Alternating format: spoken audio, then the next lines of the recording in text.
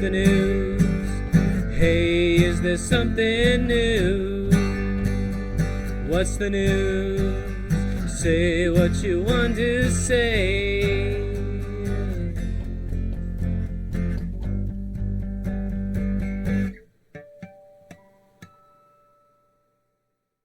Hello, and welcome to this week's episode of Coffee Talk Podcast. I am your host, Taryn.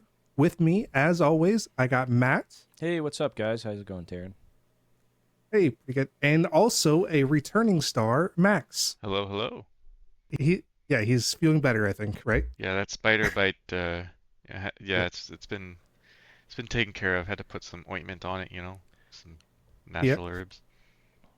Yeah, that's good. So how was your guys' week so far? It's been a good week. I had a long, good, hard work week. Split up by a Halloween party on Saturday. That was pretty fun. So, yeah, Nice. it was good. Nice. What about you, Max? Sounds fun. Yeah, it's been a bit of a week. My son was sick last week. Had to take him to the hospital. He's fine, just pneumonia. So nothing antibiotics Ooh. can't fix. And then I got sick shortly after. And it was about a 36-hour fever. Thankfully, only 36 Ooh. hours. So part of the reason why I was not there last week, but all good now. Back this week and happy to be back and healthy. Well, I mean, I woke up with a little bit of a tickle too, so I'm probably going to catch it next. And so I'm going to power through this as best as I can. This week's topic is about how TV is actually dying. Local TV and news, infomercials, late night news, all of it is probably dying. So the heart of communities, local news and radios ties together the fabric between towns and cities with more important stories to the local citizens. From city council meetings to high school sports and new business opportunities in the surrounding areas. All while holding all those in power accountable. What once was a cornerstone in communities is now crumbling away. When I was a kid, watching like antenna television, I don't know if you guys did that a lot. Yep. Like there's the evening news at like 6, and then obviously late night shows and infomercials. Yeah. Some of my earliest memories are waking up in the morning and my mom watching like the news on a little tiny TV in the kitchen. Yep. Yeah. And then having There's to an adjust antenna. the antenna if and Yeah. when you Oh, yeah. accidentally bump into Slapping the it. TV.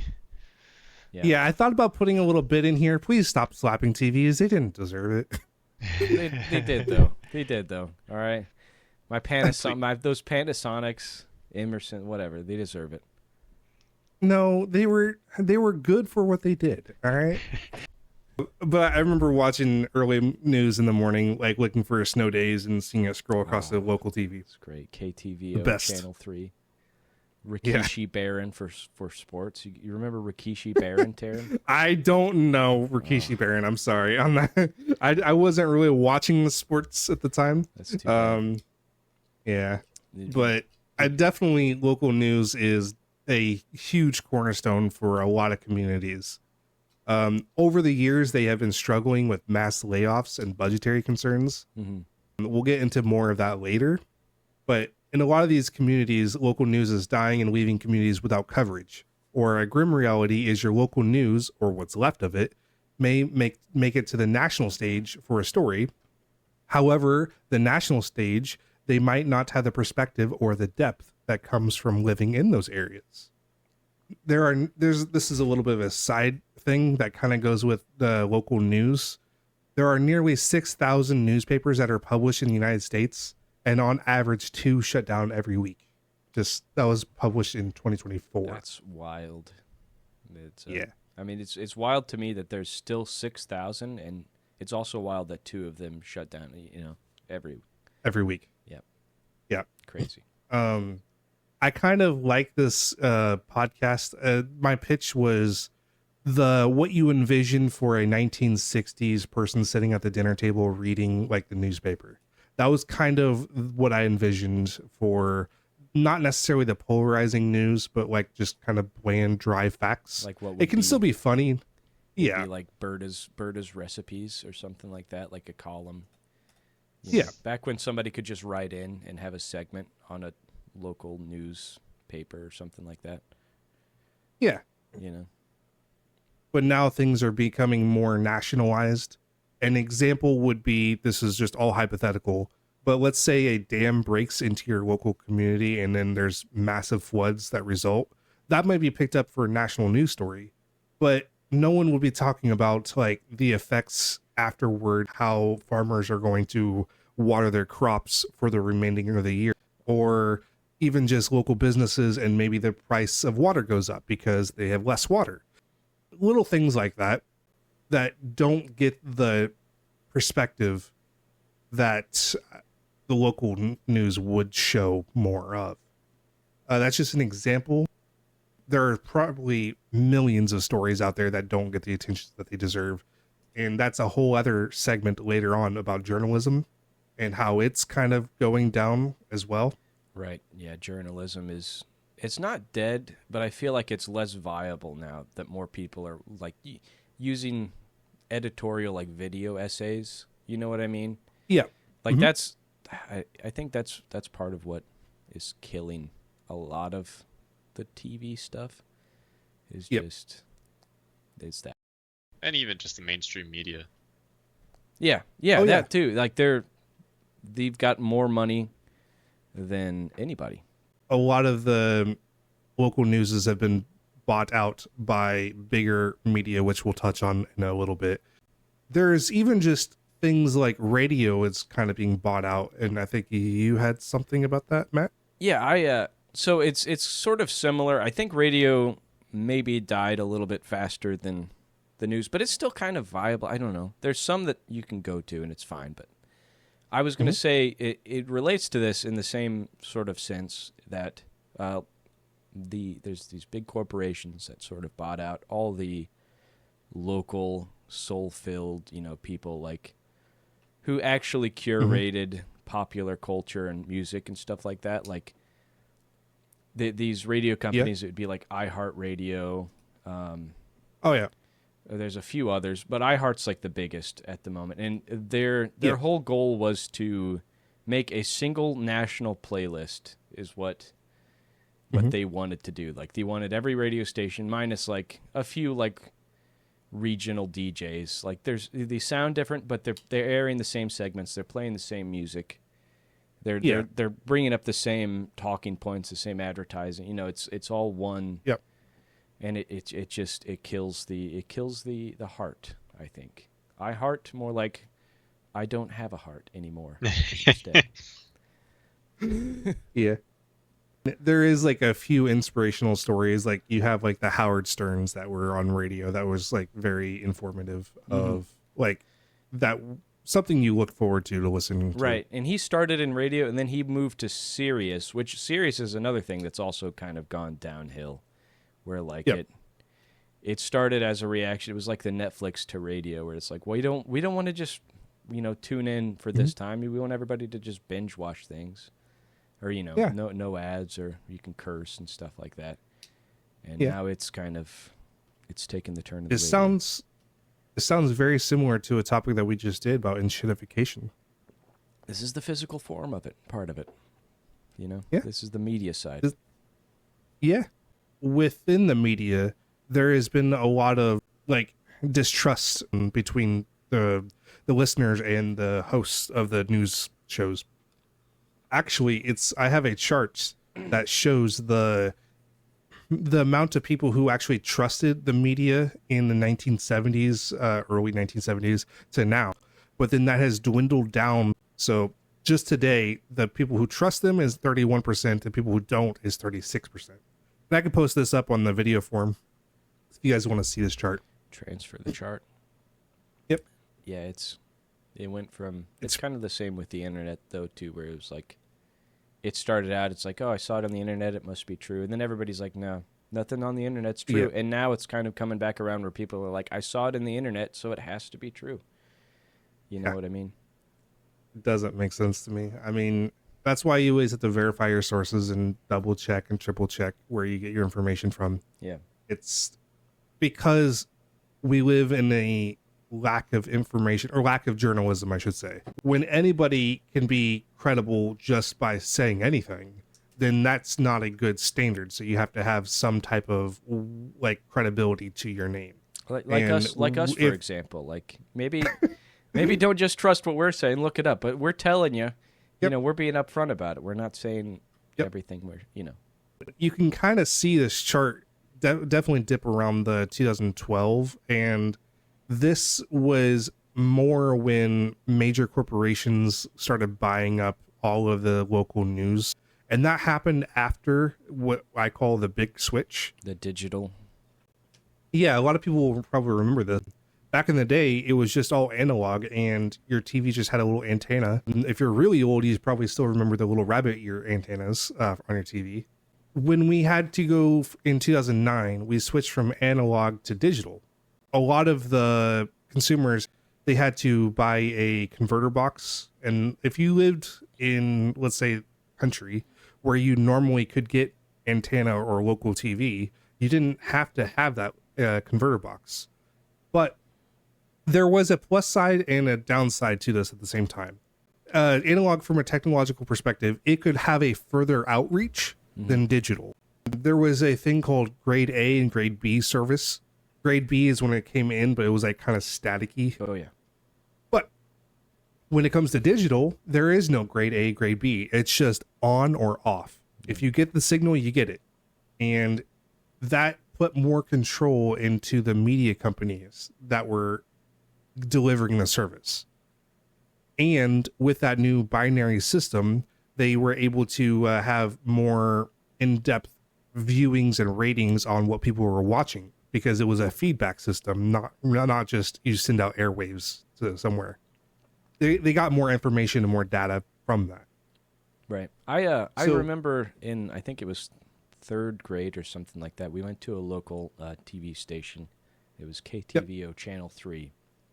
And they toured us around like the whole state. This must have been in like 2004 or something like that. And I remember them showing us I think it was a transmitter, like computer or something like that. And they were like, this is what's going to be the future. This is the digital converter thing. Like they already had it all Yep. set up. They were ready to go. They were like, this is what it is. We're not going to be transmitting for free over radio waves. We're going into digital. Mhm. And I remember thinking to myself back then, like I don't know. On one hand, it made a lot of sense, but on the other hand, I was like, why do we need to do this? Yeah, I don't know. It's odd because when you have a public utility that was free to anybody with a TV, that is incredibly nice for people who want to live, I would say, off the grid, if you use that term, like Yep. terminology. You didn't have to buy a subscription. You didn't have to have like an internet or a cable package, or you didn't have to be Or a tied. box or anything. Yeah. Yeah, and like you were In saying, fact- it's that grade B service. Like that's sometimes that wasn't great a lot of the time, but then sometimes you could get a channel. You know what I mean? Like it was. Yep. We are going to go into the corporate angle, which is kind of why enshittification and the downfall of the local news. When the digital era happened in 2009, a lot of small local businesses kind of couldn't afford the jump in technology, because digital upgraded to high definition, and the audio is far superior as well, but it comes on a trade-off where you're now in a controlled system from a corporation that is charging you month to month with a cable box that you used to have local channels for free. Right. Yeah. It But- went. The high definition switch was a big deal. I don't know if you guys remember like all the like talk shows and stuff. Once it finally happened, they were like, "This is bad. This is like crazy because now we actually have to do good makeup." They used to just glom on Yeah. like big chunks of this. It was just Yeah. barely, and now they actually had to like consider what everybody looked like. Yeah. The same could be said for the 4K era. Right. Yeah, that was an insane. Mhm. But it's not a bad Thing. like there was an overcorrection, I think, when it came to that. People kind of Mhm. freaked out. They were like, "Oh God, they can see my pores." But then I don't think anybody really cared much because everybody has pores. So I don't know. Yep. It's one of those funny things. Mm. but the corporate angle, when it was free with analog, you didn't need a password, you didn't have a plan, you didn't have a payment. It was just a reason to tune in. It could be whatever show you liked watching at the time. Like, I know my grandma used to watch all different kinds of soap operas, Yep. and that was like in the morning / afternoons. She like 2 hours every day she'd watch her soap operas. Yeah, yeah. It was, Um, my mom would do the same. I don't know why she only put it on the little TV in the kitchen, but she would have those going.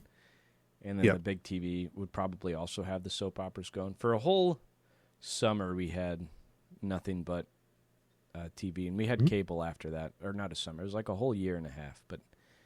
And it was my mom Yeah. was the one who finally broke down and was like, we should get a satellite. Yeah. But Did yeah. you guys get Direct TV or Dish, We had- or was it something else? Dish Network. And Dish Network. Yeah. before that, I don't know what we had. I don't really remember much like the TV before that. I remember having TV and then my parents being like, let's not do this, and then having it again. And that's kind of when I came into like sentience about like channels and what each channel meant and all of that stuff. And how many did you watch, and how many were full of advertisements? Oh, so many. I watched a lot of Ninja Warrior on G4.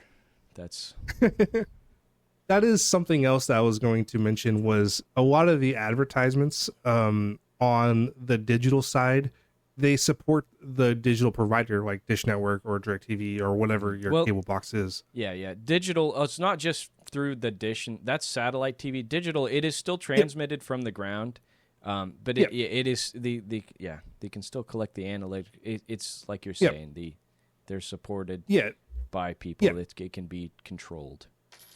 While when it comes to local TV, a lot of the advertisements back in the day were just local businesses that were wanting advertisements on their local communities. Mm-hmm. Like your local auto repair shop or your local lawyer or whatever. You had those ads that were a reminder of like the businesses, or even a new business opening up in your community. Those were good things to look out for and be aware of. Now we're kind of in a shattered ecosystem of that, where everything's more nationalized. Yeah. And Without analog, I think it's UHF TV, we would not have Bob Ross, and that's enough justification for me. Without that, we wouldn't have that man. Yeah.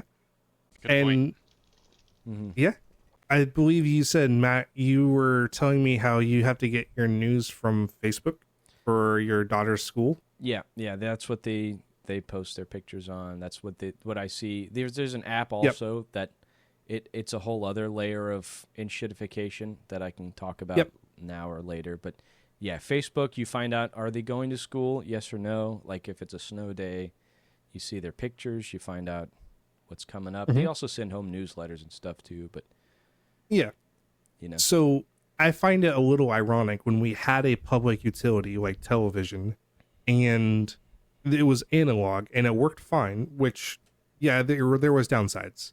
But now, because of the lack of news reporting and local news and journalism dying, you have to go to a private company to find news about a public school that your daughter's in. Like, I feel that a little weird. Like, it's like a layer deeper than what it probably should be.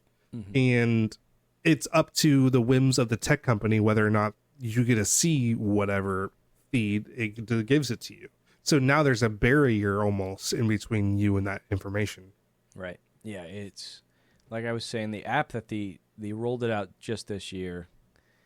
It's I'm just gonna say it's a bad thing because it seems like it's like what you're saying. Why can't they just do it like they've been doing it? This app it gives me advertisements every time I open it up. It's like, hey, subscribe to this thing and we'll tutor your child for you. You know, every time I open it up, it's like, oh, hey, pay a little bit more and then you can provide feedback too. You know, and I just it doesn't make sense. Just send me a report card or call me if things are going bad. You know, I teach my kid. Maybe call me and tell me I need to teach her something else. You know. Yeah. a lot of the switch going from local news, putting a lot of local news is out of business because the cameras required a higher fidelity or editing or transistors or major networks. This was all feasible. This is all easy because they had the money, they had the millions of dollars to spend on the equipment. But for small independent stations that were just local providers, they didn't. It was catastrophic for them. They couldn't afford the camera crew. They couldn't afford the writers, the editors, the journalists. They didn't have that. Right. Many small towns were just devastated over that.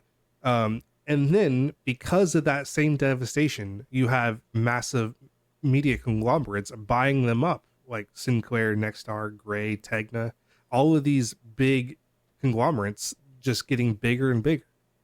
It was ushering in a whole new age of HD broadcasting and multicasting.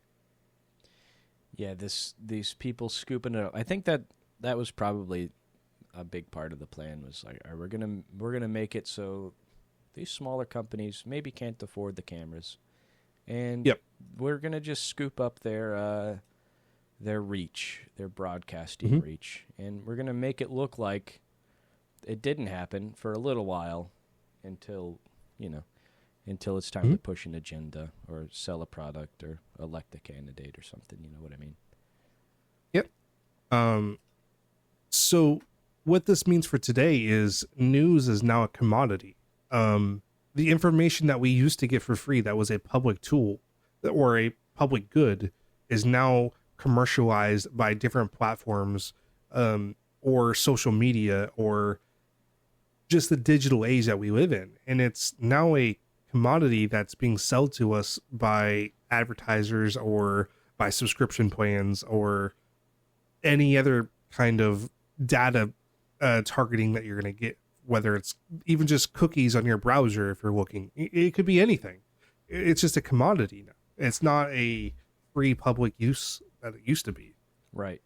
And even back then, like, it wasn't, there were advertisers. I guess it wasn't free there. And like a newspaper was cheap. But, it wasn't like this thing that was kicking you in the teeth every time it was, you wanted to look at it. Like, you didn't have I think to jump the through hoops. Wednesday paper is always free. And then I think, and then if you wanted more than that, I think it was like, a quarter a paper, something like that. Yeah, it True. depends. It depends. But Yeah. I do know that they try to give out one a week or one a month or whatever to advertise, hey, this is what you are missing out on. Yeah, they send ads out every Wednesday, I believe, and things like that. Around here, anyway. But it's, like I don't know.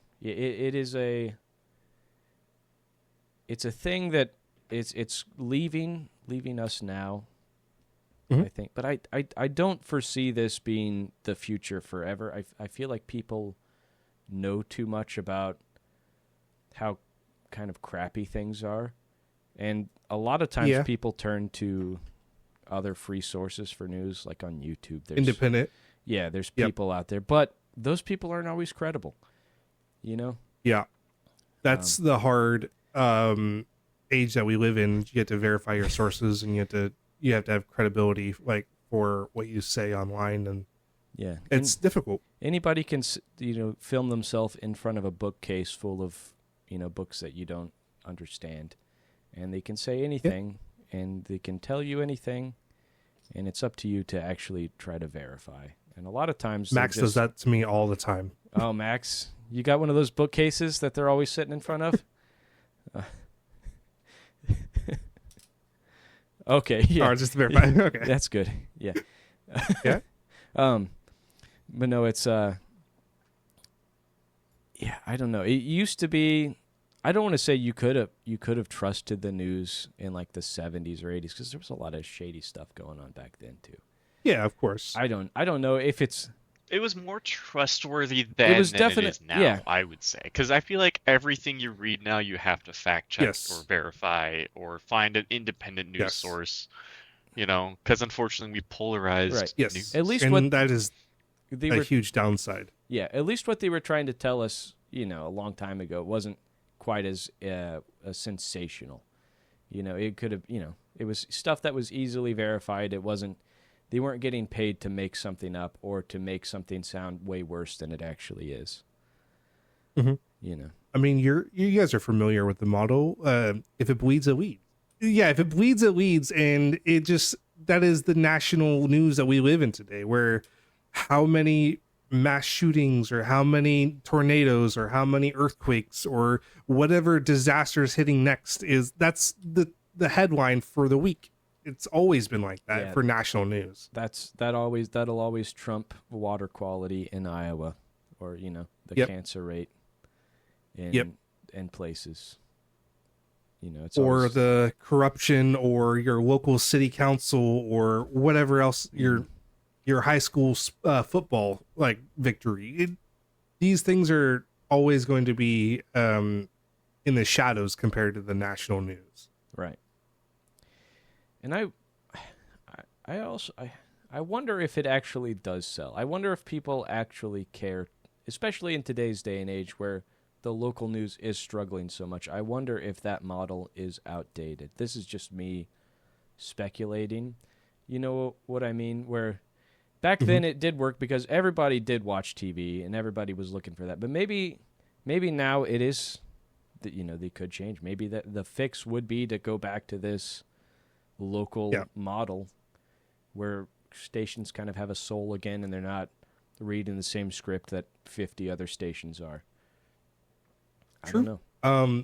It's hard to put that genie back in the bottle though, because a lot of the advertisers, they've gone to digital and it's hard to get them back. And that goes back to the path of inshitification, where the companies are good to their users, then they're bad to their users, and then they're bad to their advertisers. And then, they die. So I don't know. When are they going to die, though? That's because they already are. You said 2 newspapers are ending a week. I mean, local broadcast doesn't, it exists, but it's not what it used to be. I feel like a lot of that's died. Public broadcasting is defunded. Yes. PBS. On the TV, on radio, all of that. I wonder if we're in the stage 4 of the. I don't know, but I do know that local broadcasts now spend 20% less of airtime for ads. Like the average local business, they don't spend money on local TV anymore because that's not where the return is. When they could do it digitally and they get 10 times the traffic or 100 times the traffic on something that goes viral. For their business. Yeah, they'll post on Facebook and With the national news, it's just weather, sports, national segments, or just a filler of politics. So it's very hard to shine when you're kept in the dark and the shadows from the national news. We're definitely in an informational divide at this point right now. Urban cities have outlined podcasts and nonprofit journalists, they can be more flexible to that, but country people in the middle of America, they have to rely on Facebook and rumor mills, or just maybe an off app that you have downloaded, or just nothing at all. Yeah, I get honestly, Taryn, I get my news straight from Truth Social. That's where I print it, I read it, and it's Truth Social. So, see, it's in the name, guys. See, the part where I said politics, that was the national side. Maybe that's the problem. Maybe the country bumpkins around us are getting too much into the national stuff, and they're having they're not looking outside. They're not watching the sunset as much as they used to, and sipping a that could be part of it too on their front porch, and just saying. I feel like yep. A lot of depression actually could be just remedy if people go outside and enjoy the day. I feel like that could be a good. I'm not a doctor. I can't prescribe anything, but I feel like that would solve a lot of issues with just the way people feel on a day-to-day basis if they just go outside a little bit more. Yeah. Yeah, it saved my life after we brought her up already after I got divorced. I just got really good at fishing, and man. Yeah. We talked about that on a stream once. Everybody laughed at me, but I caught a lot of fish. I caught a lot of fish that year. And, hey, fishing is a man's best friend. It's the quiet, it's the nature. It's dogs. Dogs are well, that too. They go hand in hand. Bring your dog fishing. Anyways, to circle back, to TV. The TV segment, there's a lot of corporate control now when you have 3 major companies owning half of the local TV stations in America with Sinclair, Nexstar, and Gray. They can basically push whatever agenda or whatever graphics or whatever national news to talk about, and then they get to select which gets slipped into local segments here and there. And the journalists that are working at those local news, they're burning out, they're leaving because they have a incredibly hard job to chase down the stories that need attention, that should be talked about more, that are just left in the dark or nobody knows about because they don't have the funding or they don't have the time or they don't have the resources to do more of the story. And I feel like a lot of those stories get missed out on for the national side.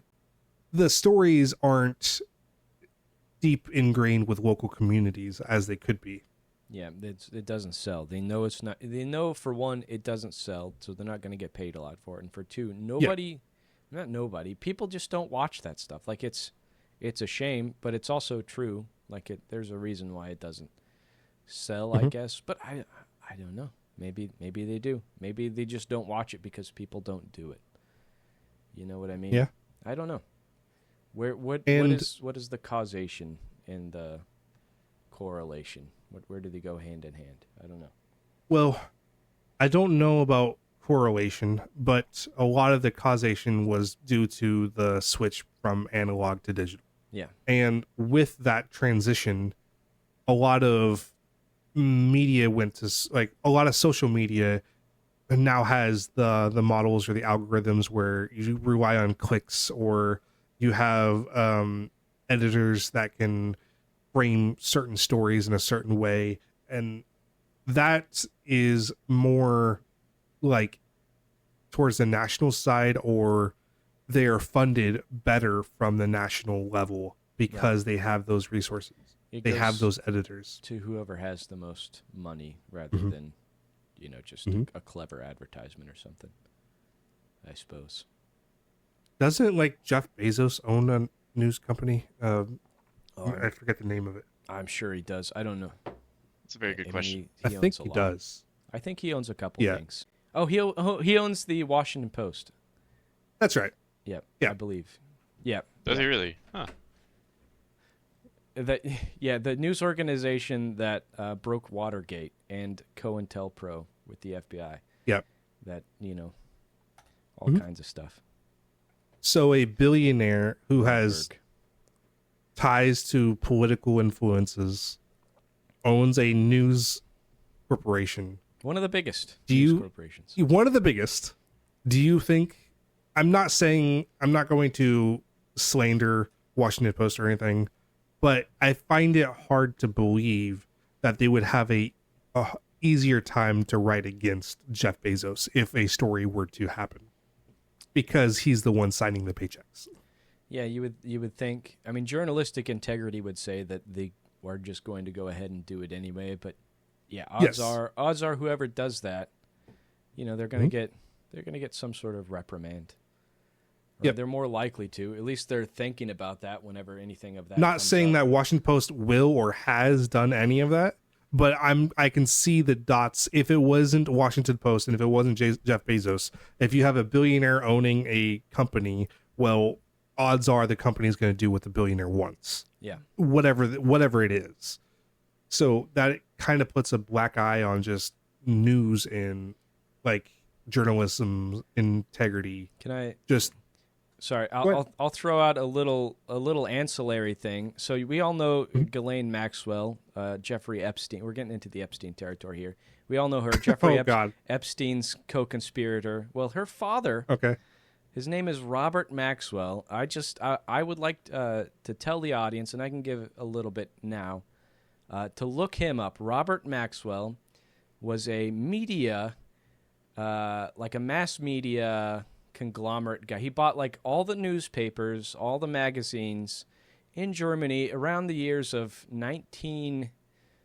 going to say the 30s to, and he owned them through the 40s. So just put that together. Put two and two together. Owns all the media in Germany. Yeah. Through the 30s and the 40s. And we'll see. I wonder how Germany did a rough time period. in that time period. That is a rough time period. That's what millionaires can do, guys. That's what they can do. Yeah. The propaganda. All the propaganda. All of that, it comes from a millionaire who just wants money. He's not necessarily in on the political gains. He's just there because that's who's paying him. Yep. And these other companies they're small, tiny little newspapers, and he's scooping them up. Yep. And he's spinning things on them. And yep. That's all you got to do.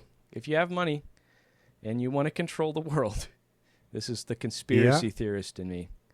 You just buy a bunch of newspapers that were once accredited in some way, and then you just... And then give them a few like high-fidelity cameras so that way they can do their jobs. And you just let them say what they want to say about whoever is paying you. Mm-hmm. It's a tale as old as time. Do you have any? That sounds about right. I mean, yeah. Wild that he ties into the Epstein thing, though, right? Crazy. Yeah, that's the whole thing. I wonder who else. I don't know if we're going to do it. Oh. I don't know if we're going to bridge into that territory on this week's topic. But with the local news, though, or just news in general, a lot of the stories are written for clicks and not communities now because it's just digital age that we live in. Yet, ironically, we need the local connection more than ever. When people are informed, they make better decisions. And the best way to inform people is with local news because you're involved in your community. You can give the stories. You can help out your local businesses with local advertising. It's a boon to all of the community that lives inside the community. Right. But they have been destroyed over the last 2 decades. Yeah, it's the media's doing a good job of telling people that other people are different, and or however it's like a distraction. I think I don't know. As a reminder to everybody here, except Max, maybe I don't know if they vote in Canada. Today is a voting day. I think after this podcast is over, I'm going to go vote in the local election. Nice. Just walk up the street to City Hall here, and vote. Sounds good. Yeah, it's always good doing your civic duty. Talk about good man. A lot of people died just to be able to have others vote. So, and for us, it's not a big election yet. That's I think next year in Iowa, but it's just like local, like mayoral races, and there's a couple special elections, but not in our district. But that stuff does matter. It does, yeah. A mayoral race in a small town is more important, I think, a lot of times than any other race. Because they control like what the school can do with the money, what roads get fixed, what businesses can very open, important, things like that. Yeah, and it is your taxpayer money. You have a right to say where it goes. That's part of it. That's what you're choosing to vote on. Yeah, today might not be the best day, but tomorrow can be better. And you can vote for those kind of changes. And you can put those kind of legislation into the works to make that thing happen, because it is a process and it is lengthy, but change can happen within. It just takes time. And it takes drive, and it takes awareness. And that's where the freedom of the press is one of our rights as Americans. We're allowed to have that.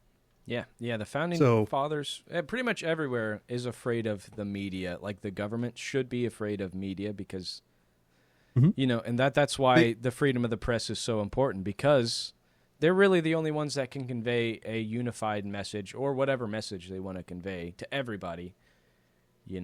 Whether it's online, whether it's on a television, whether it's a newspaper, whether it's a postcard, whether you get a telegram, It's all of that. It needs to be protected. Yeah, of course. And it's just a shame that, like I said before, that a lot of the local communities are just devastated due to just the switch. And it's been over a decade now that this switch happened. I think it was enacted in 2009. Yeah. When this happened, yes, there was a lot of pros to it, which, yeah, like the high definition, the 4K TV, like all of those are good things that are great. And I'm not saying digital is all bad, but what I'm saying is it shouldn't have cost local news and TVs the entire industry of, it shouldn't have been that cost, because we need those communities and we need that outlet to share stories and to have awareness for the local community. It's hard to bridge that gap. A lot of the time in my hometown, we used to have a local newspaper, but I think they went out of business. So we had 6 or 7 years ago. Yeah. So I had to find out information like through a friend of a friend of a friend on Facebook. And that's not great to do that, because then you're trying to verify sources and seeing the factual story of it. And it's hearsay, which is not applicable in court. And so when it comes to these local stories, it's not investigated, it's not credible, it's not like reliable. You're just kind of going off of someone's, what they say on a post on Facebook, and just rumor mills. And you kind of get the bigger picture when you talk to more and more people, but then you're becoming your own little investigator at that point. But what I'm saying is, if there was a local news network in my hometown that actually still existed, I would immediately go to that, because I knew they were more reputable than just a person down the street.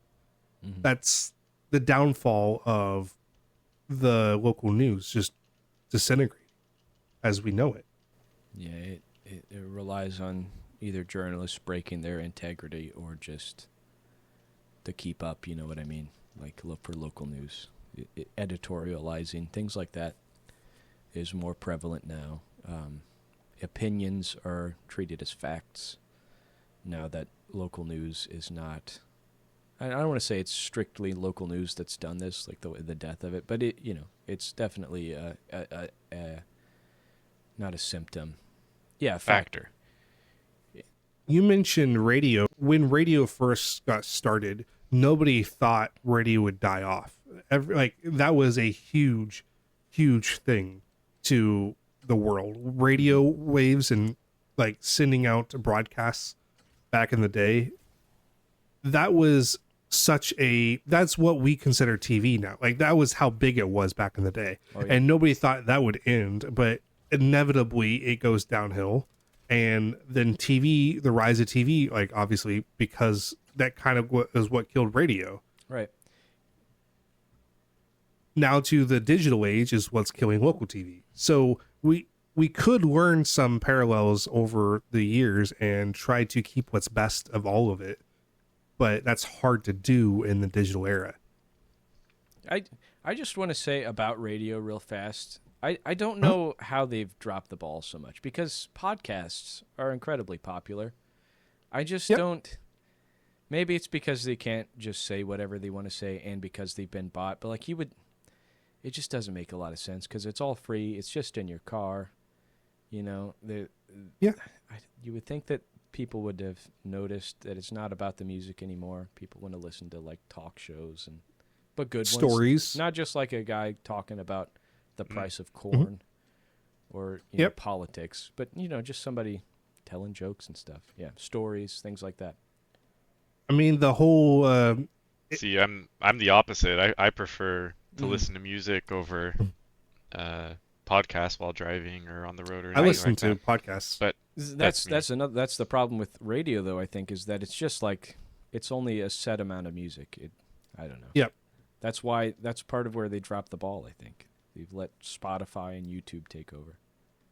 I find that when I listen to like my however many bands I listen to over and over and over again, I want something new, and then I'll turn to podcast or radio, because then there's stories, there's interaction, there's more human connection there, and you can kind of get an insight on what the person's thinking and what the person's like stories are with that.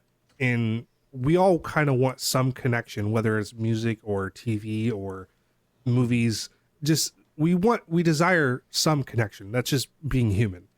And with podcasts, it's more relatable because you're getting to know the person through their stories. Yeah.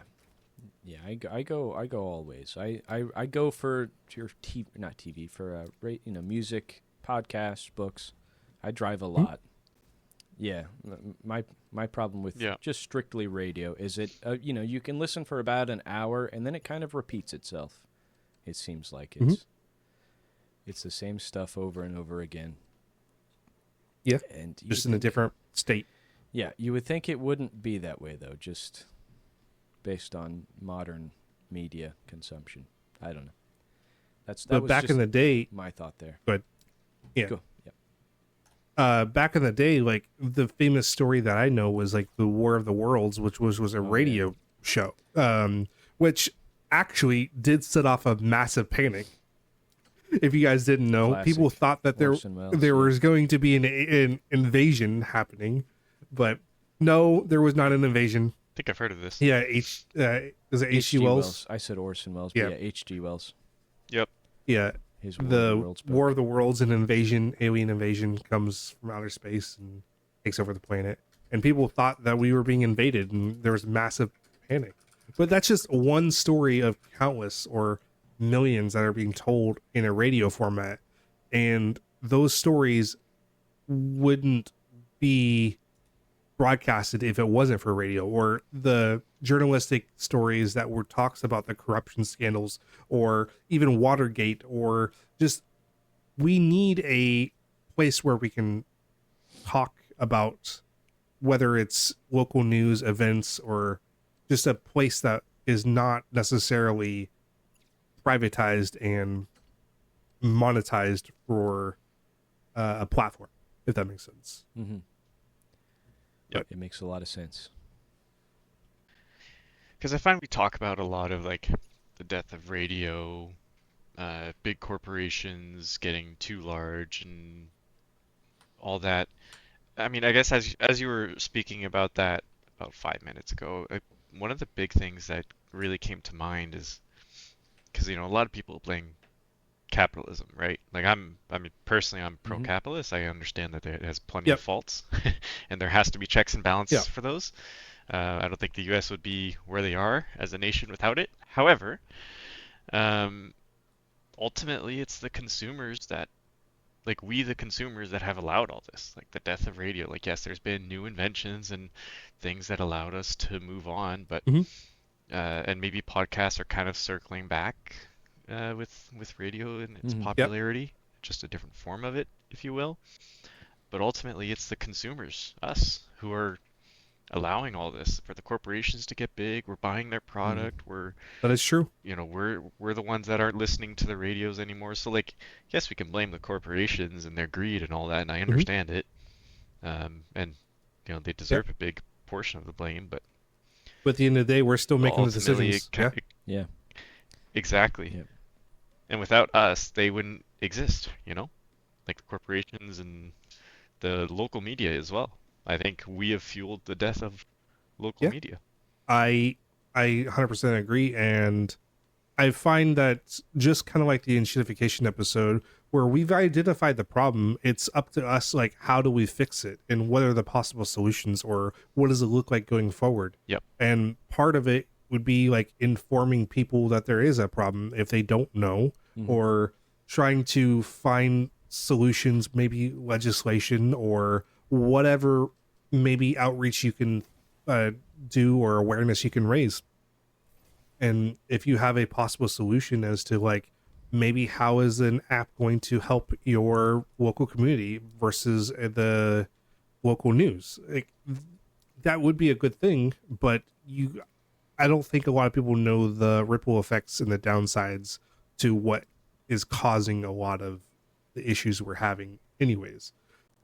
Yeah, I agree. The way I see it, I think the loss of digital TV, or not digital, like a radio TV, analog. It's not so much what's led us here. I think it was kind of inevitable with the internet coming along and things like yeah. YouTube and other things like that. But like you were saying, it's a lot of this stuff. It plays to the like the path of least resistance, like the first place you can go. That's why Reddit is so easy popular. To just hop onto YouTube, the front page of Google, things like that. People don't put like their local newspaper website as their homepage because, like it's maybe they should. Maybe that's what you should do. Maybe that might be a solution. I don't know. I mean, that might be a possible solution. Check in on your local newsie. Yep. See how they're doing. Yep. Give them a sandwich. Yeah. Yeah. They'll sing or a you cup a of song. coffee. Yeah. Anybody watch The Newsies? Good musical. Newsies. Classic. Yes. I have not. Watched it in a hot tub with my sister-in-laws. That's awesome. It was fun. My wife was there at the time, too. Okay. Just hanging out with your sisters-in-laws. I know certain people. But I would also say that it's not just like local news.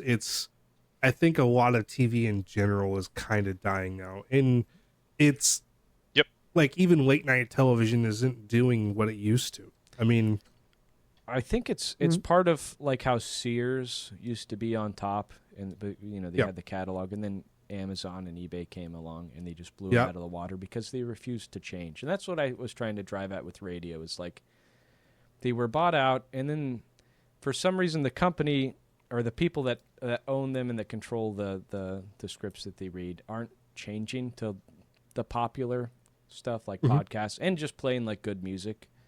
I mean, sometimes there'll be like a good music on the radio. I don't know. But you can find so much music. There's a lot of music. Yep. And they don't play it. That was my thought there.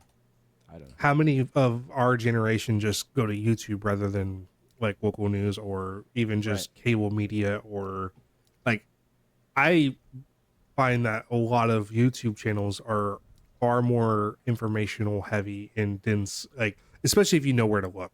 You mentioned like Veritasium, very good channel on the Enshittification episode. But if you didn't know, this is a lot of callbacks to Enshittification because it is a lot of enshittifying into local news. But a lot of our generation does push forward with the digital era, which that is the way of the world now. Like it is that way. There is no denying it, and there's no turning it back. You can't put that genie back in the bottle.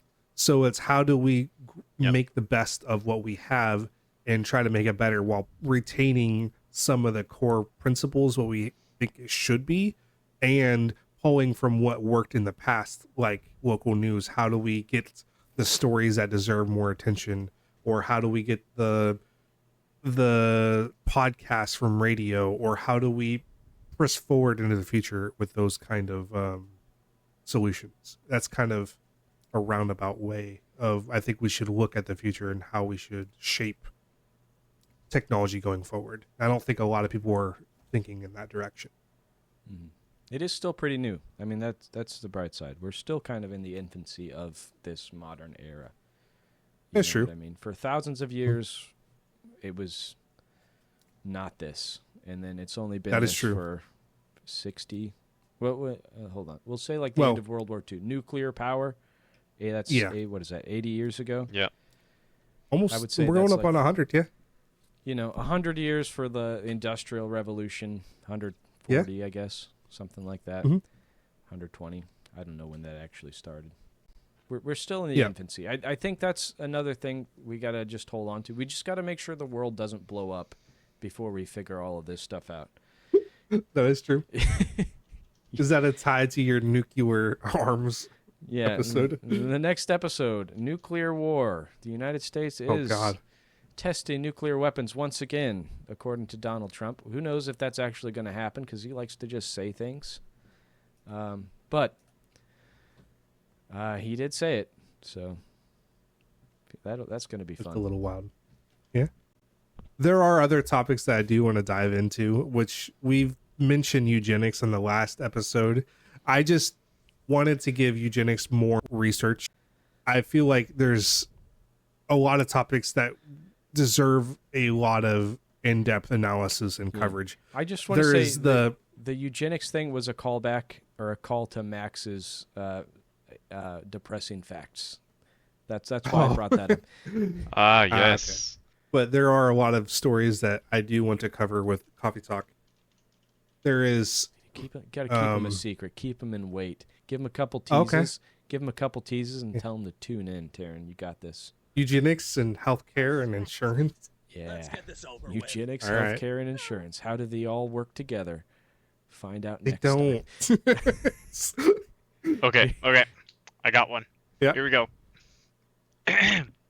Somewhere right now, a person is experiencing the happiest moment of their entire life, but they don't realize that it'll never feel that good again. Ooh. That's depressing. How's about that for your morning sip of coffee? Pretty dark. I do have some dregs left. I'm going to take a drink. Mm-hmm. Oh, it's black. Oh, thank you for that. Yeah. It's good. My pleasure. Well, Max, do you want to take us out? Well, thank you, everyone, for your time, for listening. Thank you, Taryn, Matt, for these lovely conversations. I know that the death of radio is a bit of a, not just radio, but local news, is honestly, it's kind of a sensitive one with me, just for the fact that I knew someone who worked in local news when I was back in Seattle, Washington, and let me tell you, it's not the easiest topic to cover, or research for that matter. So many various opinions on that. So thank you, Taryn, for doing all that research. But I think that's great for this episode, and appreciate everyone's time yet again. And we'll catch you back here next week. Thank you. Bye. Adios. 1, 2, ready, go. What's the news? Hey, is there something new? What's the news? Say what you want to say.